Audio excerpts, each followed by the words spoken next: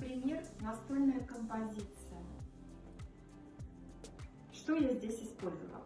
Миску, флористическую пену, каркас из веточек, веточки, немного цветов, декор. Вот и все. Спасибо. Удачи. Пока.